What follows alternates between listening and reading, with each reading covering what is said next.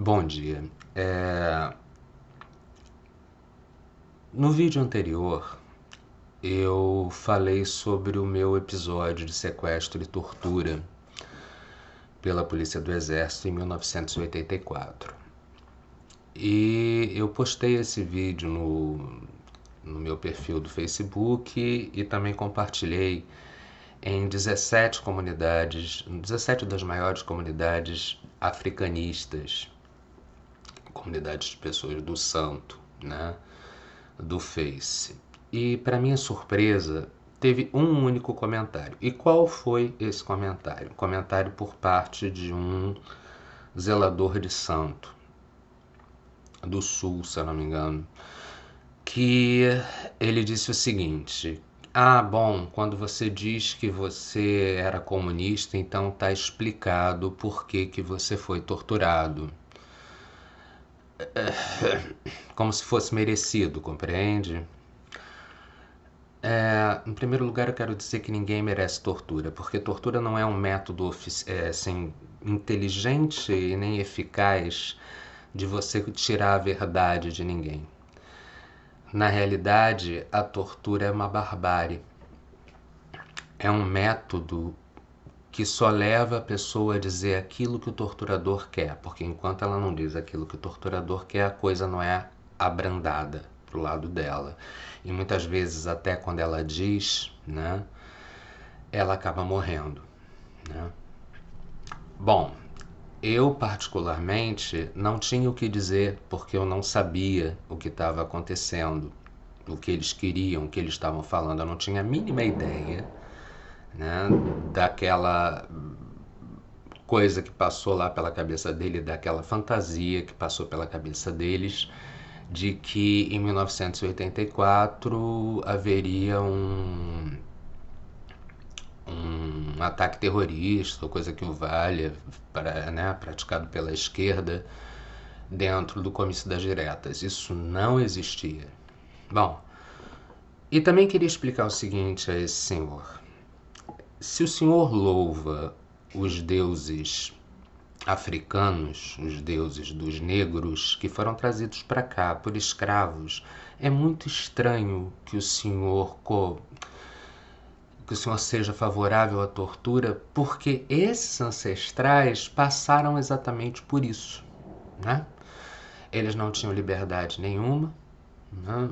Eles tinham que trabalhar de sol a sol e apanhavam e eram torturados. Então, eu não sei, bota a cabeça no chão lá pro seu orixá e pede perdão por essa opinião que o senhor deu, porque na realidade o senhor louva ancestrais que foram igualmente torturados, né? Não entra isso aí, não cabe muito, né? Não tem muito sentido. Não para mim só não tem sentido mesmo para o seu santo, mas tudo bem. E eu queria explicar uma outra coisa. Quem foi torturado foi um jovem criado dentro da ditadura. Eu nasci em 65, então quer dizer, em 84 eu estava com 18 anos, eu tinha cara de 14, mais ou menos, 1,71 m, né? 58 quilos na época, e eu fui torturado porque eu fazia colagens. Eu falei isso no vídeo, mas eu não sei se fica claro hoje o que é colagem. Colagem é o seguinte, eu fazia parte do Cineclube Jean Renoir, que eram as tais salas especiais que eu expliquei lá e tal, que, enfim, onde a gente podia exibir determinados filmes que tinham sido proibidos para passar no circuito comum de cinemas, né? Nas salas de cinema comuns. E fazia colagem também dos espetáculos teatrais, que também, obviamente, eram textos que a gente estava podendo exibir dentro daquele microcosmos ali, de teatro, né, de pequenos teatros, etc e tal. Então, era uma época de abertura política, né, abertura muito esquisita, por sinal, mas enfim, isso daí eu falo em outro vídeo. O que eu fazia? Eu fazia colagem desses espetáculos, anunciando propaganda desses espetáculos. Não era propaganda propriamente comunista, porque eu nunca fui, não estou me justificando não, nunca, mas vou só esclarecer.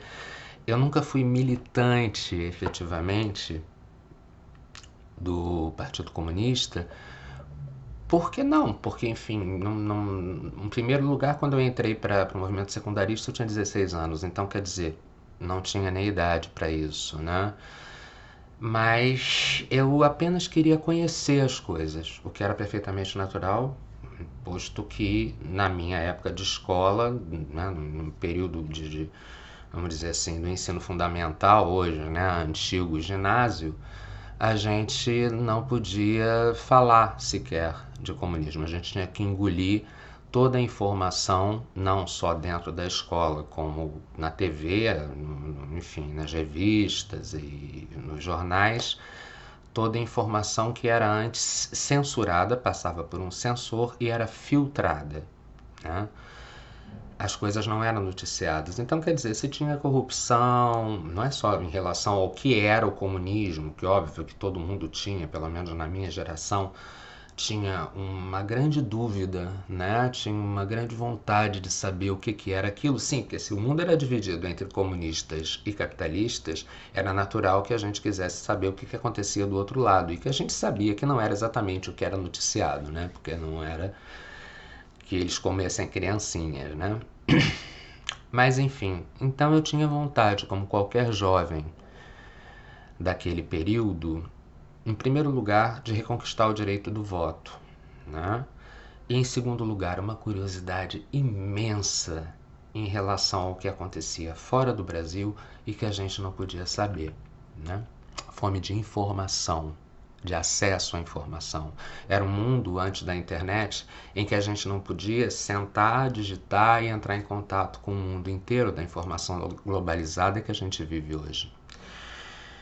Mas, além disso, e o principal, o que me deixa chocado, realmente chocado, é que a gente tenha lutado tanto, quer dizer, a minha geração, a geração dos meus irmãos, né, a geração anterior dos meus pais e tal, tenham lutado tanto para reconquistar o direito ao voto, para reconquistar a democracia, e hoje uma grande parcela da população lute pelo oposto, ou seja, o que é mais engraçado, lute democraticamente, ou seja, pelo poder do voto reconquistado lá atrás, né, com essa luta toda, para hoje pedir a volta da ditadura, ou seja, para perder o direito de escolher os seus representantes. Isso, para mim, é passar um atestado de incompetência do povo brasileiro de eleger, de opinar,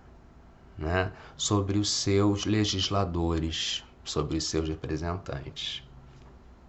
Realmente, fora o fato de ser um retrocesso inexplicável,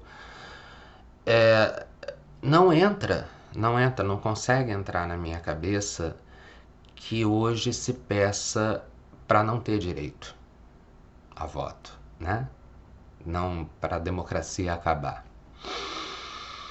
Se era mais seguro na época da ditadura, olha, não era não. Simplesmente as coisas não iam parar no jornal, simplesmente as coisas não podiam ser comentadas sequer por 3 pessoas no meio da rua, porque 3 pessoas podiam ser presas, etc e tal, era proibido, né, aglomeração pública, manifestações públicas, etc. Esse é outro ponto interessantíssimo, quer dizer, hoje o pessoal daquele movimento lá, dos meninos que eu não digo o nome para não atrair, aqueles meninos de São Paulo, se fosse naquela época, eles não poderiam reunir nem 3 pessoas, que fará uma multidão, percebe? Não poderiam sequer fazer propaganda disso, não poderiam ir para a televisão ou para a rádio chamar as pessoas para uma manifestação pública, porque eram proibidas as manifestações públicas. Quer dizer, é muito louco, né?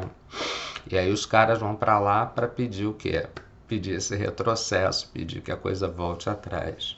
E só podem ir justamente porque existe democracia nesse país. Então, dá uma certa dor de corno na gente, sabe? Dá uma certa dor de corno, dá um desânimo muito grande. E eu fico me perguntando o que aconteceu com a sociedade brasileira. Só isso. Não que eu não saiba o que aconteceu. Eu sei exatamente o que aconteceu. A elite ficou assustada com o crescimento do PT e das esquerdas de modo geral, mas ela ainda continuava mantendo o sistema, né? Continuava dando as cartas, sim, porque o PMDB, né, teve presente nos governos de esquerda, bota aspas aí, tá? Do PT. Né? Era o principal apoio. Né? E a hora que essa esquerda começou a crescer, se tornou perigoso para os interesses deles. Aí eles foram lá e puxaram o tapete. Foi só isso.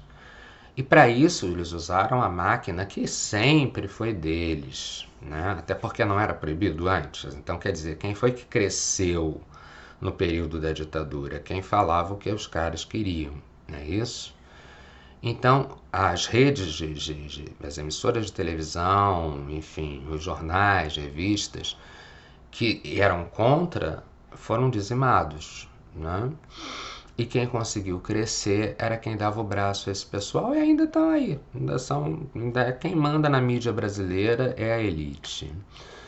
Então usaram essa máquina de propaganda para construir o antipetismo, o anti-esquerdismo. E meio que pirou a cabeça das pessoas, que começaram a pedir a volta da ditadura militar, o não direito a manifestações públicas, em manifestações públicas, que interessante isso, e a pedir no voto para não votar mais. Louco, né?